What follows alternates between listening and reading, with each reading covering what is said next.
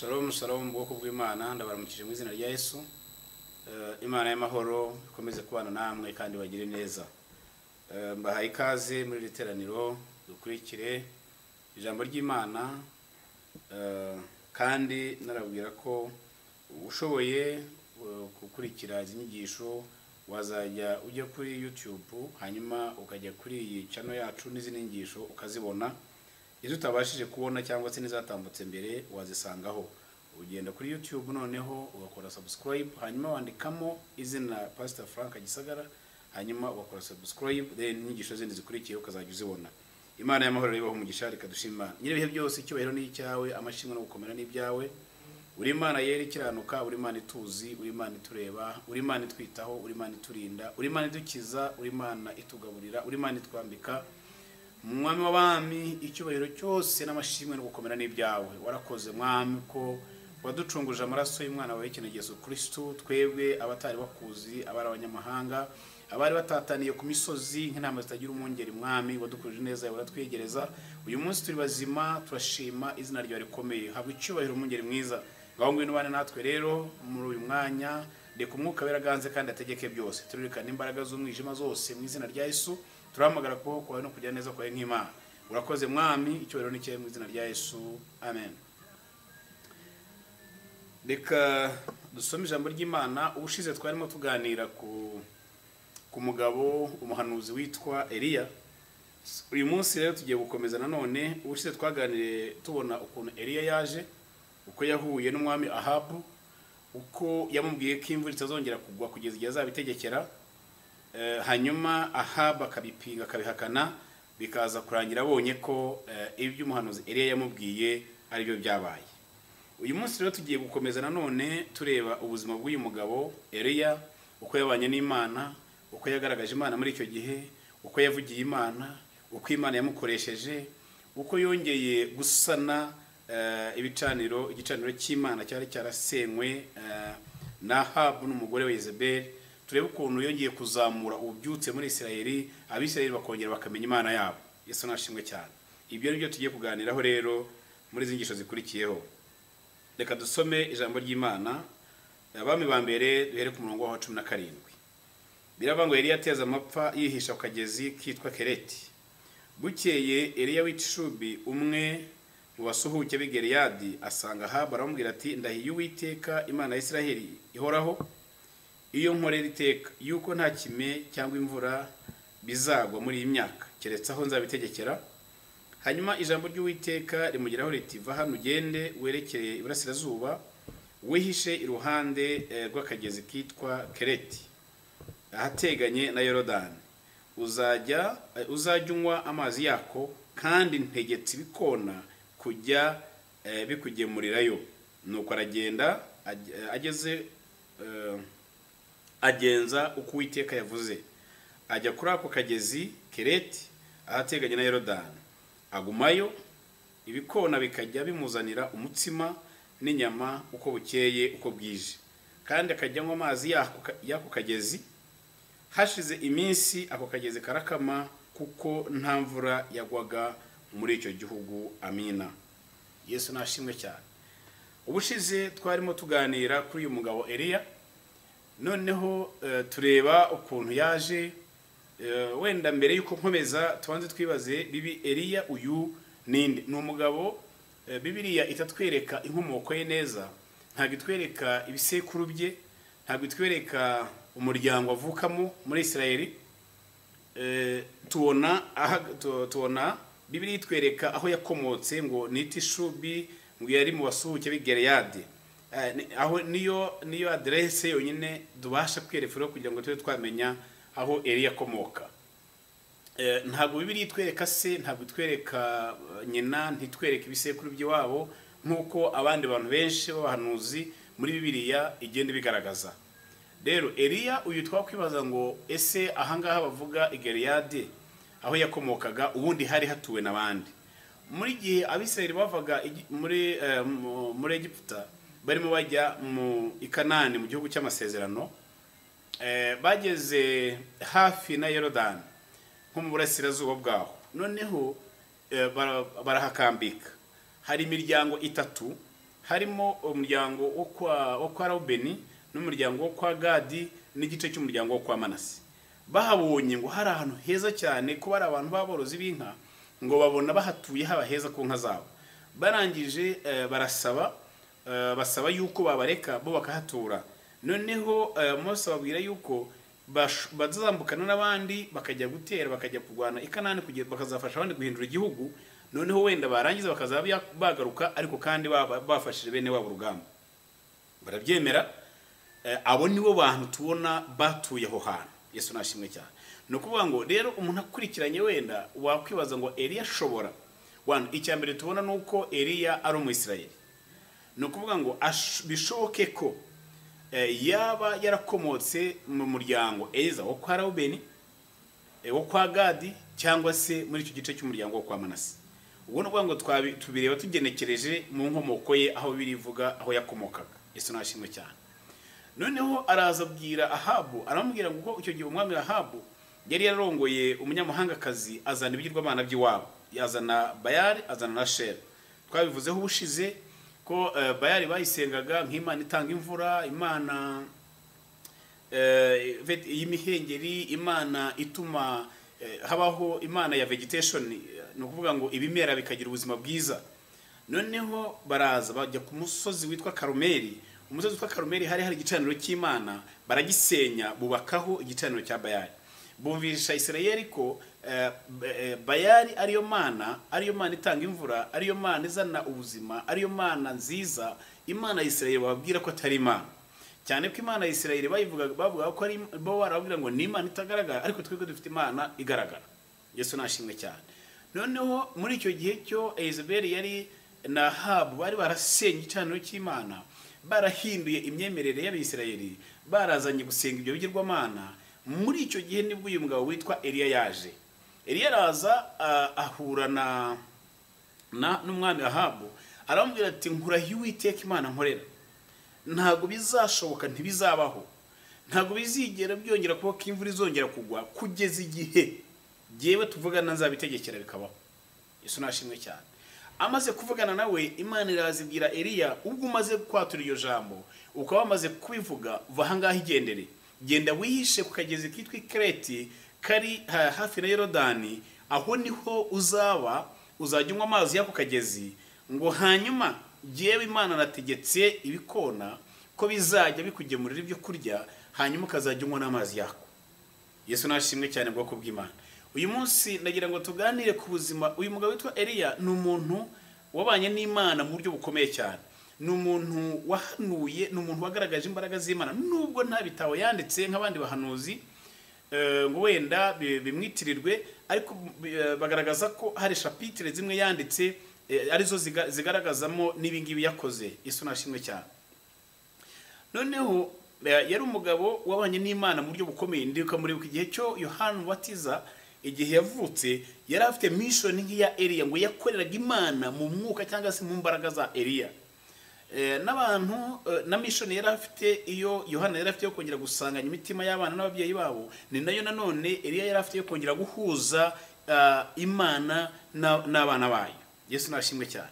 None ni umugabo nanone twamuvugaho byinshi Eliya, ariko ibindi bintu ngira ngo ikindi kintu cy'ingenzi ugiye kuganiraho uyu munsi ni uburyo Imana yabanaga nawe, ni uburyo Imana yamutungaga akabaho, kugaburirwa n'Imana. Eliya Imana yamugaburiye mu buryo butangaje butatu. Uburyo bwa mbere, Imana yakoresheje ibikona bigaburira Eliya, aribyo tugiye kuganiraho ubu ngubu.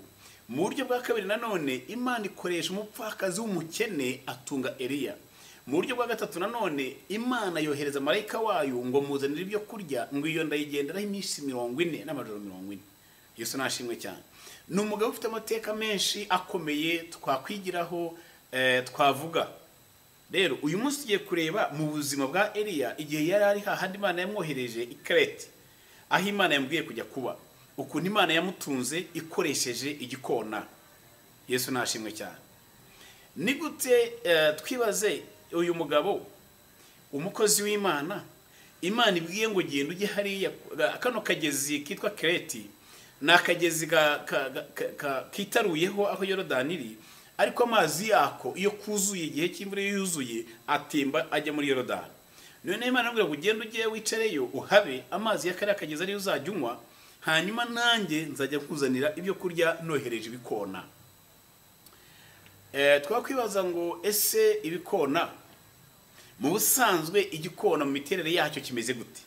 Hari ibintu bigera kuri bitatu nanone twavuga ku gikona bigaragaza ko kitashobora kugaburira umuntu mu buzima busanzwe. Igikona ni inyoni ubusanzwe gitinya abantu, iyo kibonye umuntu kirukanka kigahunga. Icya kabiri, igikona ntikigira uburyo na bumwe kibona cyajya guhahira umuntu ngo kibonemo ibyo kurya. Ntigihinga, ntigishobora gukora ngo wenda cyacuruza, kuko nta buryo na bumwe cyabonamo ibyo kurya ngo kikugaburire. Nanone uburyo bundi bwa gatatu, igikona ntikivuga. Ntabwo waganira nacyo ngo wenda mugirane ikiganiro mwekikengenga amagambo ukibaze kigusubize, nanone nawe ukibwire cyumve cyongere kigusubize. Noneho ibaze umuntu mu bateka kuva isi yaremwa, nta hantu na hamwe tubona igikona kigaburira umuntu kimutunga. Muribuka mu gihe cya Nowa yarimo igihe cy'umwuzure, inyoni yohereje bwa mbere ngo ijye hanze kureba ko umwuzure wakamye, yohereje igikona. Igikona kigiye nticyagaruka. N'ubusanzwe igikona iyo gitumye ntikigaruka kirasuzugura. Abanditsi babiri bavuga ko cyagiye kigasanga kuko isi hariho abantu bari bapfuye, inyamaswa zapfuye, ibintu byinshi. Kigeze igikona mu busanzwe kikundira inyama, gikunda kurya inyama. Kigeze rero gisanga iz'ubuntu kigumirayo kirarya, nticyagaruka kubwira uwari wagitumye Nowa ngo kimuhe raporo. Igikona mu buzima busanzwe ni inyoni, ntabwo gishobora kwashoshitinga n'abantu. Nta business wagirana n'igikona, nta kintu kimwe wavugana nacyo, nta buryo na bumwe wasabanamo nacyo. Rero byari ibintu bigoye kugira ngo Imana ibwire umuntu uburyo igikona kigiye kuzajya kimugaburira, nta wundi muntu kiza kigaburira mu mateka. Ese nashimwe cyane ubwoko bw'Imana. Hari igihe Imana ivuga ukumva haje vocabulary nshya mu matwi yawe, ukumva ijambo Imana ikubwiye n'irishya mu matwi yawe, wanareba ugasanga ntibinashoboka. Yakubwira ikintu ukumva ntigishoboka kuko iki kintu Imana imbwiye, ninde muntu wundi wigeze kigerageza kikakunda ku buryo nagikora kikemera, nibura wenda nkapfa kwirefera kuri uriya muntu. Ese ni gute iki kintu Imana imbwiye ko nzi ko nta muntu n'abandi bantu bageze kukigerageza cyaranze? Imana rimwe yigeze kumbwira, yambwiye amagambo abiri. Nari ndyamye mwiyereko, noneho nari mfite ibintu mu mutima wanjye byarimo bingonganiramo, nananiwe kumenya umurongo wabyo, nta kuri kwabyo mfite, sinzi niba ari byo, sinzi niba atari byo. Amakuru mbona kuri tele aranyereka ko byaba ari byo, ay'abantu bavuga aranyereka ko byaba ari byo, ariko nari nabuze position nahagararamo kugira ngo mfate icyemezo cyangwa se nanzure ko ibyo bintu ari byo. Noneho mwiyerekwa nijoro Imana iransanga, imbwira ijambo rikomeye, yari amagambo abiri, ku buryo no kuyandika numvaga ari ibintu bingoye, numvaga na spelling yayo ntarimo kuyumva ukuntu ndi buyandike. Ariko mbyutse, ntabwo nategereje ngo ugeze mu gitondo, nkimara kuyahabwa narabyutse, ndagenda ndicara, ntangira kureba muri dictionnaire, ndimo nshakisha iryo jambo numvishije. Ariko iryo jambo ndisomye ndimo ndeba exactly sanga rirahura neza na bya bintu ndimo kwibaza. Imana irantangaza cyane, aba ngo kumbi Imana yacu ni Imana ihari, iravuga, iratuzira imitima yacu. Muri cya gihiriri, muri iyo confusion nari ndimo kwibaza, ese nibyo sibyo, ese ibyo mbona kuri tele, ese ibyo abantu bavuga ibintu nibyo cyangwa ntago ari byo. Nabuze position mpagararamo kugira ngo mfate umwanzuro. Muri icyo gihe ngiye kubona nibwo Imana yansanze. Hari Imana igusanga ikakubwira ijambo, ikakubwira vocabulary nshya mu buzima bwawe utigeze utekereza, utigeze unabona. Noneho birakugora kugira ngo byumve, wibaze niba bishoboka cyangwa niba bidashoboka. Imana arambwira ngo wowe kugenda ukagera ukageza ibyari ibintu byoroshye ko yaragera. Ariko ikintu cyari kigoye kwiyumvisha muri we nukumva uburyo igikona n'ubukona bwacyo utavugana nacyo, utabaza ngo kigusubize, utari buganire, igikona kitagira umurima, igikona kitagira ikintu na kimwe, uburyo kiri buze kugemurira ibyo kurya ukarya hanyuma ukabaho. Yesu nashimwe cyane. Noneho n'uburyo ntabwo Bibiliya ntitwereka umubare w'ibikona byazaga, niba byarazaga ari nk'ibikona 10 icyarimwe. Urebye n'igikona ukuntu kingana, ntikigira amaboko ngo kiraterura. Nuba ngo uburyo bwo gutwara ikintu no gutwaza umunwa. Niba kigiye kigaterura ikintu kiraterura akantu gato ntabwo cyaterura akantu kanini. Noneho wowe ubwawe nkawe nk'umuntu kugira ngo bitekereze wibaza ukuntu igikona kidashobora guterwa n'akantu gapima ikiro. Igikona kidapima ikiro naba nkabije cyane kinini n'amagarama ntabwo giterura akantu gato cyane. Uburyo kizanzanira ibintu bikantunga bikambeshaho byari ibintu bigoranye kubyumva. Eliya icyo yakoze ni kimwe gusa, yumviye ijwi ry'Imana ryavuganye nawe, aragenda ajya hahandi Imana yamwohereje. Amaze kugerayo igikona ngo cyaramugemuriraga, cyagemuraga kabiri ku munsi, cyazaga mu gitondo kikazana nimugoroba, kikazana umutsima kikazana n'inyama kikamugaburira. Ndibaza aha hantu iki gikona nindi, ese ibyo cyazanaga cyabikuraga he? Yesu nashimwe cyane. Ibyo cyazanaga cyabikuraga he?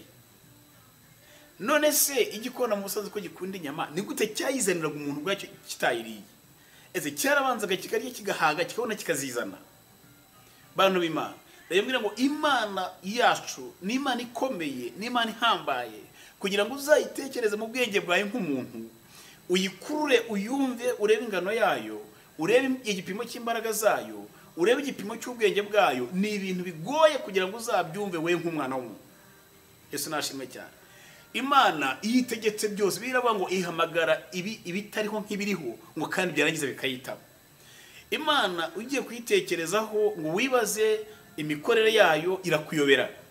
Ni gute Imana itegetse igikona? Ise igikona ko kidahinga, ko nta murima, ko nta safuriya ngo kirateka, ibi byo kurya kirabikura he? Yesu nashimwe cyane. Ndagira amabwire mwebwe mu nkurikiye bwoko bw'Imana, igikona kiragabura. Iyi Imana yategetse byose biremera. Iyi Imana yavuze ngo yego biba yego, yavuze ngo oya biba oya.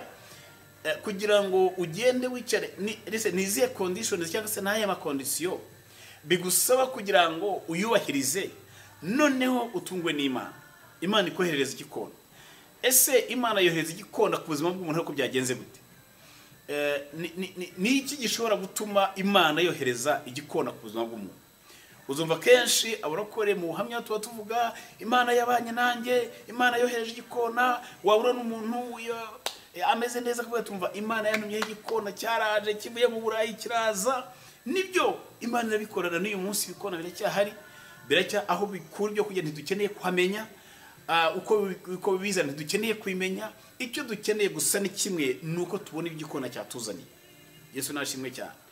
Noneho mu buzima busanzwe kugira ngo uzaba ahantu igikona kigutunge biragora, kugira ngo uzabyumve cyane cyane nk'abantu batari abasomyi ba Bibiliya, abantu badakijijwe, abantu batazi ururimi rwa Bibiliya, kugira ngo uzamwumvishe ko igikona gishobora kugaburira umuntu ni ibintu bigoranye cyane. Ni igikona kikugaburira ryari? Hari igihe Imana ubwayo igufata ikagutwara ikakwicaza ahantu ukicara mu buzima runaka ari igutwaye, kuko Imana ibintu byose ikora ku buzima bwacu haba harimo amasomo yo kutwigisha kugira ngo tuyimenye neza kurushaho. Iyo Imana ishaka kukwigisha kwimenya, iyo Imana ishaka kugira ngo uzayimenye neza, uzayiganirira abantu, uzavuga imirimo yayo n'ibitangaza byayo wabonye, ntushobora kuvuga ibitangaza by'Imana bitarakoretse ku buzima bwawe. Iyo ubivuga bitarakubayeho, buriya iyo urimo uvuga ibintu wabonye mu baturanyi, iyo urimo uvuga ibintu wumvishije hirya, ntabwo ubivuga neza ko umuntu wabibayemo. Yesu nashimwe cyane. Buriya kugira ngo umuntu akubwire ko igipfunsi kibabaza nuko yagikubiswe. Ataragikubiswe ntabwo yakubwira uburibwe bwacyo. Kugira ngo umuntu azakubwire ko inzara iryana ubyumve, abikubwira ashingiye ku menyo yayo ko yayumvishije. Umuntu inzara itariye yabivuga yihuta kuko ntabwo abazi neza amenyo y'inzara ukuntu aryana. Umuntu utarigeze yambara ubusa ntashobora kubwira uburemere bw'ikimwaro cyo kugenda wambaye ubusa. Umuntu utarambayeho umwambaro umwe ngo umucikireho awudodeshe, yongera awudodeshe, awambare ku manywa, nijoro awufure, mu gitondo yongera usubiremo, awambare yongera ufure nijoro, ejo mu gitondo yongera wambare, kugira ngo uriya muntu utarabaye muri ubwo buzima azakuganirire uburemere bwo kuribwa no kwambara umwambaro umwe ufura nijoro. Biragoye. Ariko umuntu wabaye mu buzima nk'ubwo, wigeze wambaraho umwambaro umwe, akawambara mu gitondo, akawambara guhera ku wa mbere akageza ku wa gatanu, akageza ku cyumweru, awufura nijoro. Wa wundi bageze igihe basigara wavuga ngo ninde uciye, ngo ni wa mugabo wambara ya shati y'umutuku, cyangwa se ni wa mugore wambara ka gatenge kameze gutya. Iyo utigeze wambaraho umwambaro umwe ngo usimbure izina ryawe, aho kugira ngo abantu bavuge izina ryawe bagusobanure bakoresheje wa mwambaro, biragoye kugira ngo uzumve neza uburemere bwo kwambara ubusa kubera kutigeze ubwambara. Yesu nashimwe cyane. Biroroshye cyane ko umuntu ashobora kukuganirira inkuru yakuye ahandi, ashobora kusubiramo ubuhamya bw'undi muntu yumvishije, ariko ntago abivuga nka wa wundi nyirabwo wari urimo kuvuga, avuga uko Imana yabanye nawe, avuga aho Imana yamukuye, avuga uko Imana yayibonye. Yesu nashimwe cyane. Ntabwo ari ibintu byapfa koroha kugira ngo wowe utarigeze ubaho muri ubwo buzima, utarigeze usogongera kuri icyo kintu, uzasobanura uburemere bwacyo, uzasobanura uburibwe bwacyo, utarigeze ucyumva. Iyo bimwe mu bintu Imana igukoresha, Eliya yarazi Imana ko yabwiye Ahabu ngo nkurahiye Uwiteka Imana nkorera, yarayizi neza. Ariko mu buryo yarazimo Imana, ntabwo yari yarigeze abona ahantu igikona kigaburira umuntu. Uburyo yarazimo Imana, ntabwo yarigeze abona ukuntu Imana ihisha umuntu mu gihugu, ukiyoboye akamushaka n'ingabo ze, akajya no mu bihugu by'abaturanyi akamushaka akamubura kandi ari kumwe n'abaho ngabo. Hari ibintu byinshi nubwo tuzi Imana, ariko hari urwego tutarageraho tuyimenya. Uko ugenda ubana nayo, ukuntu Imana igenda izamura umuntu, ukuntu Imana igenda ikwiyereka, ukuntu Imana igenda uyimenya. Iyo wamaze kumenya ko ari Imana, hari utuntu twinshi. Iyo usomye Bibiliya, byari ibintu byoroheye Yoshua ageze kuri Yorodani, ko yari yarabonye Imana ikamye inyanja ku gihe cya Mose, inyanja itukura, Mose ayitunze akoresheje inkoni. Yoshua ageze kuri Yorodani, ntekereza ko ikintu yumvaga kiri buze gushoboka kugira ngo Yorodani bahe inzira, ni ukuza nanone gukoresha inkoni, kuko yari yakoresheje cya gihe. Bageze kuri Yorodani, Imana imbwira ngo Yoshua, haleluya, ntabwo sindi Imana, inzira zanjye ntiwazimenya, ntabwo zirondoreka. Yewe ibyo ntegetse nibyo biba, si ngombwa inkoni nk'uko Mose yabikoze, ahubwo bwira abatambyi baheka isanduku y'isezerano, bajya imbere y'ubwoko bwa Isirayeli, kandi aribo baza gukandagira mu mazi. Ngo bakimara kugera mu mazi, amazi yo hepfo arakomeza, ayo haruguru nayo arahagarara, hagati hari umwuka bacamo. Yesu nashimwe cyane. Iyi nanone mu gihe cya Eliya, iyo ageze kuri Yorodani, ntabwo noneho Imana yambwiye ngo zana abatambyi bikore isanduku y'isezerano, kubera ko ntawe yari ari kumwe nabo, ngo ahubwo yakoresheje umwitero wo kubise ku mazi, amazi amuha inzira. Kugira ngo Imana igucire inzira, si ngombwa gukoresha inzira nk'izo yakoresheje kwa kanaka. Yesu nashimwe cyane. Iyo abantu bamenyereye, hari abantu b'abarokore baba baramenyereye ubuzima bwa gikristo, yajya kuva mwene se aramubwira tuva nasenze Imana, irambwiye ngo Imana impaye akazi, Imana inyohereje aha, irambwiye ngo ninjye muri Rwanda Revenue. Ejo mu gitondo wajya gusenga ngo Imana wakinguriye kana ku muryango muri Rwanda Revenue, nanjye aho unkingurire, nanjye mbonemo akazi. No, Imana ifite imiryango irenze iyo watekereza wowe utazi. Hari iyo wabonye n'iyo utarabona. Yesu nashimwe cyane.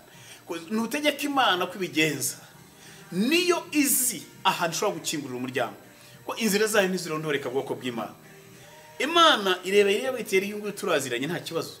Ariko reka nongere ngira mwereke kundi buryo, mwereke urundi ruhande rwanjye tari yabona. Yesu nashimwe cyane. Imana ngira ngo genda ujye hariya kuri ugenda ujye kageze, arigenda aricara. Ngo bikona, yajya kubona akabona ibikona biraje, wa paf nyama imbere akarya. Yajya akagenda akajya ku mazi akinywera, nimugoroba bikona bikaza bikamuzana ibyo kurya, kongera akarya, akajya ku mazi akongera akinywera, kongera akiryamira. Bikomeza bibaho muri ubwo buzima. Muri iki gihe yahamaze, nagira mbwire ngo muri kariya gahe ka Eliya yaricaye hariya hantu, nagahe kaba ku buzima bwacu twese, hahandi ugera mu gihe ubuzima bwawe cyane cyane ibi ngibi bibaho ryari. Iyo Imana igiye kugukura ku rwego rumwe guzamura ku rundi rwego, iyo Imana igiye kukwiyereka mu buryo butandukanye n'uko wari uyizimo, iyo Imana igiye gukorana nawe ibitangaza n'ibimenyetso bishya utari warigeze kubona, Imana igutwara ahantu kugira ngo wongere ugirane igihe nayo, wongere isobanukirwe. Yesu nashimwe cyane. hari igihe ubaho iyo igikona kitakugaburiye ntabwo ushobora kumenya ko ibyo kurya by'igikona biryoha. Ntushobora kumenya ko igikona kigabura kitarakugaburiye. Na n'ubundi mo mbisobanura, hari abantu barimo kubyumva bakumva ko ari inkuru kuko ntabwo bazi ko igikona kigabura. Ariko abacyagaburiye barabyumva cyane kuko barabizi ko hari igihe cyabagaburiye. Hari igihe wabayeho mu buzima, uba mu mujyi wa Kigali cyangwa mu wundi mujyi ari wo wose, nta kazi ufite, nta kintu na kimwe ukora, nta murima ngo urahinga, ntiworora, nta kintu. Noneho Imana ubwayo ikagutunga. Ikizakubwira ko uri mu gaheka ko kuba kuri kara kageze k'ikireti, ugira inzira imwe yonyine Imana igutungiramo, ni igikona nari y'amazi. Ntushobora gusurwa na mukuru wawe, ntushobora gusurwa na mushiki wawe, ntushobora gutabarwa n'uwo kwa so wanyu, ntushobora gutabarwa na mubyara wawe. Imana yonyine niyo imenya umuntu yohereza akagusanga hariya hantu. Ishobora kuzana umuzungu, ishobora kuzana umukongomani, ishobora kuzana umutanzania, ishobora kuzana umugande, ishobora kuzana umuntu uwo ari we wese ku yahantu utigeze kumenya, akaza ko ari gukura aha. Yesu nashimwe cyane. Ubundi buriya mu buzima busanzwe kugira ngo uzamenyane n'Imana neza mugendane, iyo Imana imaze kutungisha igikona ikongera gutungisha umupfakazi. Gutungwa n'umupfakazi niki turabivugaho nabyo. Reka tubanze turangize igikona turavuga gutungwa n'umupfakazi. Imana iragutunga ku neza ku nabi iyo yavuze ngo urabaho ubaho. Yesu nashimwe cyane. Hari amezi mfite yanjye nzi, amezi 18 nabonye igikona kingaburira, amezi ararangira. Muri icyo gihe kiri aho ngaho ntushobora kubona nta n'inshuti. Inshuti za ni Imana yohereje yonyine. Ko iyo utariyeho ibyo kurya by'igikona ntabwo ushobora kumenya ko ubwo buzima bubaho. Akiyo wariyeho ibyo kurya by'igikona waramenye ukuntu biryoha. Iyo umaze kubirya ubihaze, Imana irakubwira ngo reka nkwereka hano, igira njye kwereka undi muntu. Imana ikongera gutwara ikakujyana mu rugo rw'umupfakazi. Umupfakazi ninde? Ni umukene. Kugaburirwa n'umukene wa wundi watekereza ko wowe wakabayifasha, wajye konuka niwe muntu ugiye gutunga muri icyo gihe aragufashije. Ibi byose ni ubuzima Imana igenda inyuzamo abantu. Iyo wavuye ku rwego noneho hakaba n'igihe cyo kugaburirwa n'Imana ubwayo yonyine, ibyo kurya byayo ukabirya ukabihaga bikagutunga, ukamara iminsi 40, iminsi 7, iminsi 8, iminsi 9 ugenda mu nzira usa neza, kandi umuntu yakubona akibaza uyu muntu arya iki, ese ujya ibihe byo kurya wisigaye amavuta ko mbona usa neza, urayaga, umubiri wawe urakeye. Ibyo ni byo kurya by'Imana yakugaburiye. Nyamara mu rugo iwawe bararya rimwe mu minsi 3, ariko wahura n'umuntu atari ko ndabona ubyibushye urasa neza, ubwo ni ubundi buzima. Yesu nashimwe cyane. Rero kuri hari ahantu ukageze k'ikireti, ni ahantu Imana igutwara ubwayo ikakwigisha ko ushobora kubaho udakora. Haleluya. Ushobora kubaho amaboko yawe yafite, intoki 10 ziriho, amadiplome yawe yafite, ubwenge bwawe ufite, abavandimwe bawe bafite, abantu bose bakagufasha bafite, ariko muri ako gahe kawe nta numwe ushobora kubakandagira. Kubera iki? Imana yakujyanye ku ishuri, irimo iragira ngo wige kumva neza imvugo y'Imana, irimo iragira ngo wumve neza imikorere y'Imana. Yesu nashimwe cyane. Imana muri icyo gihe umaze hariya wicaye kuri hariya hantu ugaburirwa n'igikona urimo wibaza ariko nk'ubu igitangaje iyo havuye iyo umuntu akubajije ngo kiragiye ngo watungwaga n'iki, nawe uri cyo uvuga ntago wabona ibisobanuro. Hari igihe wibuka utari kunibuka kanaka yigeze kunsura, wenda yampaye 20, cyangwa se hari umuntu wigeze kuza kunsura wenda yanguriye umufuka w'umuceri, ariko urimo uravuga 2, 3, nyamara hamaze imyaka, hamaze amezi 18 nta busobanuro nawe ushobora kubona. N'Imana yonyine irimo kukwigisha. Yesu nashimwe cyane. Eliya Imana iramwigira mbwira ngo erega Eliya, nge ndi Imana ndashoboye. Yesu nashimwe cyane. Ko kugira ngo buriya twirwe tuvuga ngo Imana yacu ni Imana ishoboye byose, ntacyo nayiburana, ntacyo nayiburanye, nabonye neza yawe mwami, nabonye gukomera kwawe data, narakubonye abishe bangose. Imana izagutwara hagati y'ababisha bakugote, niba mara kukugota cyagiye ubona udafite aho winyegamburira, Imana izi guterura imugutwara. Ko nujya kuririmba ngo nabonye neza yawe mwami, ababisha bangose, kandi batarigeze kugotaho na rimwe, uzaba urimo uvuga inkuru utabayemo. Yesu nashimwe cyane. Iyo urimo uvuga ngo mwami nabonye neza yawe, nabonye gukomera kwawe, wigeze ngaburira, uravuga ngo Imana yarakugaburiye, yatumye igikona kirakugaburira, utarigeze ugera ahantu kiri kugaburira inshuti yanyu. Iyo wahageze rero watambuka uzima. Eliya arabireba nabyo bibera yandi masomo. Imana yacu itegeka iminsi igasimbura iyindi, bireba ngo igihe kigeze, igihe cy'Imana kigeze, kakageze karakama. Eliya arareba aravuga ati se noneho iyi Mana n'amazi nangwaga ko kamye, umunsi akageze kakamye n'ibikona ntabwo byagarutse. Nuvuga ngo phase 1 yari irangiye, phase ya mbere yari ivuyeho, hari hasigaye kongera kwiga irindi somo rya kabiri, ku isomo rya mbere ryari ryarangiye. Aha ngaha kukageze ntabwo ari Imana irimo kwigisha Ahabu, ni Imana irimo kwiyereka Eliya. Yesu nashimwe cyane ngo nubwo amapfa yatera mu gihugu, nubwo inzara yatera mu gihugu hose, uw'Imana yashyizeho ijisho iramurinda. Yesu nashimwe cyane. Uw'Imana yahamagaye iramugaburira, uw'Imana yahishe iramugaburira. Nuvuga ngo amapfa yose nubwo yatera ku isi hose, nubwo yatera, Imana ishobora gusigaza igihugu kimwe kikavamo ibyo kurya bikagutunga. Kubera iki? Ko ni Imana yagushyizeho ijisho. Yesu nashimwe cyane.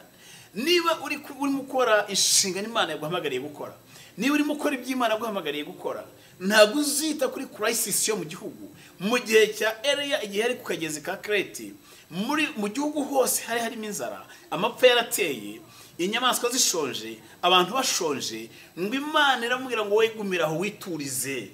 Ndagira ngo Imana yakujyanye hariya ku kagezi ka Kreti uratuza, nshuti y'Imana. Si wowe usukamo amazi ngo yuzure, amazi abari muyasangamo. N'igihe cyo gukama kwa Yesu uvuga ngo amazi we kama, iyo igihe cyageze y'amazi arakama. Iyo igihe cyageze y'amazi arakama. Hari igihe wicara mu buzima wicaye uri umushomeri, ugaburirwa n'inshuti imwe gusa Imana yaguhaye muri icyo gihe. Nawe ibaze wa muntu wakugaburiraga, wa muntu wakwihiraga inzu, wa muntu wari ukubeshejeho, wa muntu wumvaga ari Imana ikoresheje muri icyo gihe, bwacya mu gitondo akubwira ngo wihangane ntabwo nzagaruka, akabyanga. Cyangwa se akubwira ati buriye nari mfite akabutike kanjye nakoraga none dore kahiye karangiye, ubu rero simbizi ukuntu tugiye kubaho. Muri ako kanya ka kantu kakimara guhagarara, utangira kwibaza ngo w'Imana we niki nacumuye, noneho n'uwamfashaga nawe arashomereye, none se genda bizi wenda hari icyo umpora, uriye waraziriki. Muri icyo gihe urimo gutekereza ibyo bintu, witegure ngo igikona kiragiye, umupfakazi araje. Yesu nashimwe cyane. Reka dusome duhereye ku murongo wa 8. Bukeye ijambo ry'Uwiteka rimugeraho riti, haguruka ujye i Sarefati aho i Sidoni aba ari huba, hariyo umugore w'umupfakazi niwe nategetse kugutunga. Nuko arahaguruka ajya i Sarefati. Ageze ku irembo ry'umudugudu ahasanga umugore w'umupfakazi utoragura udukwi. Eliya aramuhamagara aramubwira ati, ndakwinginze nzanira utuzi two kunywa mu gacuma. Nuko ajya kuyazana. Akigenda aramuhamagara ati, ndakwinginze unzanire n'agatsima mu ntoki. Nawe aramusubiza ati, nkurahiye Uwiteka Imana yawe ihoraho, nta gatsima mfite kiretse urushyi rw'agafu nshigaje mu giseke n'uturanguzwa tw'amavuta mu mperezo. Ubu dore ndatoragura udukwi tubiri kugira ngo nsubire mu nzu nkivugire n'umwana wanjye ngo turye twipfire. Yari yaramubwira ati, witinya, genda ubigenze uko uvuze, ariko banza umvugire akanjye ukanzanira hano, maze ubone kwivugira n'umwana wawe. Kuko Uwiteka Imana ya Isirayeli ivuze ngo, icyo giseke ntabwo kizaburamo ifu, n'amavuta ntabwo azabura muri iyo mperezo, kugeza ku munsi Uwiteka azavubira isi imvura. Nuko aragenda bigenza nk'uko Eliya yamubwiye, kandi uwo mugore na Eliya nabo mu rugo rwe bamara iminsi babirya. Icyo giseke nticyaburamo ifu, n'amavuta ntiyabura muri iyo mperezo, nk'uko Uwiteka yavugiye mu kanwa ka Eliya. Hanyuma y'ibyo umwana w'uwo mugore nyir'urugo ararwara, indwara ye iramukomereza kugeza aho yamumariyemo umwuka. Nyina abwira Eliya ati, mpfiki nawe wa muntu w'Imana we, wazanywe no kwibukiriza icyaha cyanjye, unyiciye umwana. Eliya aramubwira ati, mpa umwana wawe. Nuko aramuzamukana, nuko amumukura mu gituza, agenda amuteruye, amwurirana icyumba cyo hejuru yari acumbitsemo, amurambika ku buriri bwe, ayera ko atakambira Uwiteka ati, ayi Uwiteka Mana yanjye, uyu mupfakazi wancumbikiye nawe umuteje ibyago, umwiciye umwana. Maze yubarara ku mwana gatatu, atakambira Uwiteka ati, ayi Uwiteka Mana yanjye, ndakwinginze ubugingo bw'uyu mwana bumusubiremo. Uwiteka yumvira Eliya, ubugingo bw'uwo mwana bumusubiramo, arahembuka. Eliya yenda uwo mwana amukura mu cyumba cyo hejuru aramanukana amushyira nyina. Eliya aramubwira ati nguyu mwana wawe ni muzima.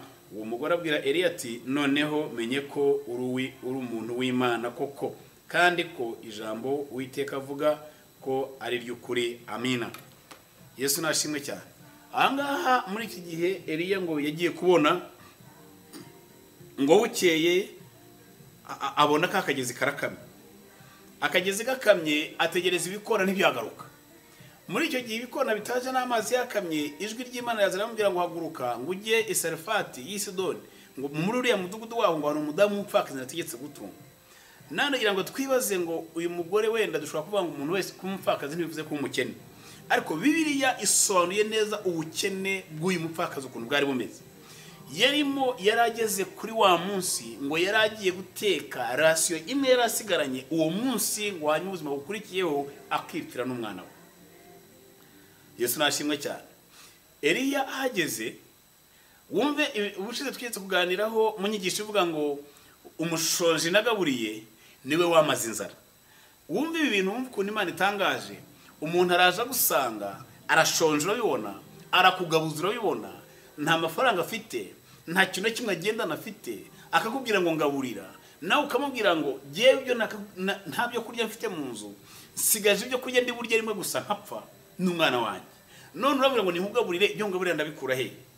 Eliya aramubwira ngo umva nkubwire, wowe genda ubigenze uko n'ubundi, genda uteke unzanire ibyanjye mbanze ndye, nimara kurya nawe wirire n'umwana wawe. Yesu nashimwe cyane. Byakabaye bigaragara nkaho uyu mugabo nta kintu, ni umwesikoro, ni umujura. Ndimo ndakubwira ko nta kintu mfite, ndakubwira ngo nsigaranye amafaranga 1000 mu nzu yanjye, ngiye guhahisha uyu munsi tukarya, kirabamo amavuta, kivemo amakara, kivemo umunyu, kivemo ibyo kurya, kivemo uburisho. None urambwiye ngo ngiyewe nimbanze ngo ngende nteke nkugaburire wowe sinkuzi, nkubonye aho ngaho ugenda, urambwira ngo Imana ngo ntabwo ngo bizashiramo, bizava he? Muri fezi ya mbere no kugaburirwa n'igikona. Ni umuntu utazi, utamenye n'inzira z'Imana utanasobanura.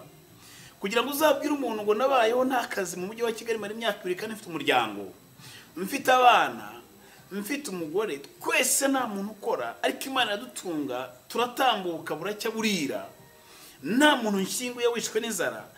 Ni ibintu bigoye kugira ngo ubyumve. Wenda mu cyaro bavuga nacaga inshuro bakama 500 nkaza nkari, ariko muri Kigali noneho ntufite naho uca inshuro, nta kintu na kimwe gihari, Imana ikaguhisha aho hantu iminsi ibiri gatambuka. Noneho fezi ya mbere ni igikona. Fezi ya kabiri no kugaburirwa, noneho nuwo wowe wakabaye ugaburira. Ko nuvuga ngo mu buzima busanzwe nk'umuntu w'umugabo niwe wakabaye yagiye kwita cyangwa se gufasha uriya mupfakazi. None agezeyo aramubwira ngo wowe nutwe ufite banze utumpeho. Umugore aribaza ati se mwuka byara mwenda bigirane. Aravuga ngo wema ntugire ikibazo. Ngo aragenda ngo arateka aramuzanira ararya. Sinzi wenda niba warigeze ugera mu buzima ushobora gutekereza ko umuntu wowe wakabaye ufasha ariwe muntu urimo kugufasha. Umuntu wakabaye wowe urimo kugaburira, bigendanye wenda n'imyaka yawe y'ubukure, bigendanye wenda n'amashuri yawe, bigendanye wenda n'umuryango uvukamo, bigendanye wenda n'uko umeze wowe, uwo wakabaye utekereza ko wakabaye ufasha akaba ariwe muntu urimo kugufasha. Ubwo ni ubuzima bw'ikimenyetso cyo gutungwa n'umupfakazi. Imana yagutunga iti we ntukeneye kumenya uburyo n'inzira z'Imana. N'Imana yonyine ishyira inzira hatari inzira. Biravuga ngo akimara kuhagera, nawe unyumvira umuntu waje mbokoboko nta kintu na kimwe azanye, nta kintu na kimwe afite, akimara kugera mu rugo rw'umupfakazi, ngo amaze kurya, umupfakazi nimugoroba agiye kongera guteka, ngo agiye kureba, areba muri ya mperezo yabikaga amavuta, asanga utundi tuvuta turacyarimo. Hagati aya mavuta yavuye, aragenda ajya kureba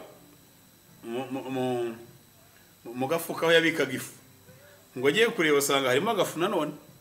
Ntabwo Bibiliya itwereka ko byuzuye. Uyu mupfakazi atandukanye na wa wundi wa Elisa yahaye amavuta kuzuza ibijerekani yari yatiye, ngo yaragiye asanga harimo kagafu gake. ariko ntiwamenyereka tukarya wenda ejo ntituzapfa. Arongera atetse bararya. Mu gitondo asubiyeyo asanga kagafu nanone karacyarimo. Arongera arakazana. Hari ikintu kigoranye nk'umuntu wagiriye ibyago mu mudugudu, umuntu wapakariye muri uwo mudugudu, inzara yashenye irimo irananira n'abagabo bakomeye bafite ingo, inzara yabatesheje umutwe. Noneho wa mupfakazi urimo hariya udafite n'uwo ari bubwire ngo ntabara, wakiriye umuntu waje wigendera ushonje akamucumbikira mu nzu atazanye n'igihumbi, ntabwo wibaza ukuntu barimo kurya, ntabwo wibaza ukuntu barimo bameze muri ako kanya ukuntu babayeho. Noneho uyu mupfakazi waba wakwibaza ngo ariko ubundi Eliya ko ufite ubushobozi bwo ko mu mufuka hadashiramo ifu, bwo ko mu mperezo hadashira amavuta, kuki utabikoreye iwawe, kuki waje kubikorera iwanjye? Ese nashimwe cyane. Ese ko ufite ubushobozi, ko Imana yawe iri kumwe nawe, ko Imana yawe igendana nawe, ko n'ibyo uvuze biba, kuki biri ngombwa kuza kwivugira iwanjye mu nzu? Ese nashimwe cyane ubwoko bw'Imana. No kuvuga ngo wowe wikwirukana Eliya kuko Eliya ahetse umugisha w'Imana. Nawe nubwo urashonje nibyo, nako kantu gake ufite mero gasangire nawe ko ntabwo kazashira. Iyo fu ntabwo izashira, ayo mavuta ntabwo azashira, ako kazi ntabwo kazahagarara, iyo business ntabwo izashya. Kubera kitazashya suko itakabaye se kuko krize iri mu gihugu hose, suko utakabaye binanirana kuko nahandi byanze, ntabwo bishobora gukunda kubera kuri kumwe na Eliya. Hari umuntu yetse umugisha w'Imana mu mwuka, hari umuntu witeguye kugaragaza igitangaza cy'Imana. Yesu nashimwe cyane. Muri icyo gihe nuvuga ngo Eliya yari afite ijambo ritegeka ibintu bikaba, yari afite Imana yagendanaga nayo. Urugo rw'umupfakazi nawe yari afite inzara, yari yambaye urwo mu mudugudu, yaragiye gushyingura umwana bikarangira. Muri icyo gihe barimo aho ngaho Imana irabiyereka, Imana ibakorera igitangaza. Bireba ngo Eliya n'umupfakazi nabo bari kumwe mu nzu, ntabwo bigeze babura ibyo kurya. Muri iyo minsi ngo umwana wa mupfakazi arapfa. Amaze gupfa umupfakazi arabwira Eliya ngo wowe namenye kuri umuntu w'Imana, none waje hano mu nzu wanjye, Imana ibona ibyaha byanjye bita itarizi, none umwana wanjye iramwishe. Ngo rero agenda abwira Imana ngo wa Mana we, n'uyu ncumbikiye namuteje ibyago, ese wamushubije umwana we? Ngo kukanya afata umwana mutwara ku buriri hahandi aho umupfakazi yari yamusasiye mucumbikiye, ngo aramusengera, arangira mumanukana muhereza nyina. Amubonye naba ngo noneho menye ko, haleluya, ngo menye kuri umuntu w'Imana. Ndagira ngo umupfakazi ntabwo yemeye igihe fitashiragamo, yaragifite gushidikanya, ariko igihe umwana yazutse yaravuze ngo noneho menye yuko uri umuntu w'Imana. Ndagira ngo nanjye nkubwire ngo icyambere ntabwo cyakwemeje, ariko icyakabiri kigiye kukwemeza. Icyo Imana yakoze bwa mbere ku buzima bwawe ntabwo cyakwemeje, icya kabiri kigiye kukwemeza. Itegura igitangaza cya kabiri. Gutungwa n'igikona biraho birarangira, umupfakazi akagutunga, umupfakazi inzara irashira ntiyemera kugeza igihe yategereje umwana azazuke abone kwemera. Ndagira ngo nanjye nkubwire ngo ibyari byarapfuye bigiye kuzuka kugira ngo wemere ko Imana ya Isirayeli ariyo Mana. Ibyari byaranze bigiye kwemera kugira ngo wemere ko Imana ya Isirayeli ariyo Mana. Ntibishoboka ko Ahabu azagumaho, ntibishoboka yuko Yezebeli azagumaho. Ndagira ngo ngo hari Imana yimura abandi ikimika abandi. Icyo kigeragezo cyakubase, iyo ndwara yakubase, uwo mudayimoni wakwigize Yezebeli ku buzima bwawe, uwo mudayimoni wigize Ahabu ku buzima bwawe, Imana igihe cy'Imana iyo kigeze Yezebeli yigirayo. Ndagira ngo hari ijwi ry'Imana, hari ubuhanuzi bw'Imana, hari imbaraga z'Imana, hari gukora kw'Imana, hari ukuboko kw'Imana kugiye kuba ku buzima bwawe. Urakoze we wankurikiraga, Imana ngujibeho umugisha kandi bagire neza. Tuzahura ubutaha dukomeze n'inkuru za Eliya. Shalom, amahoro y'Imana bane namwe, Imana bagire neza.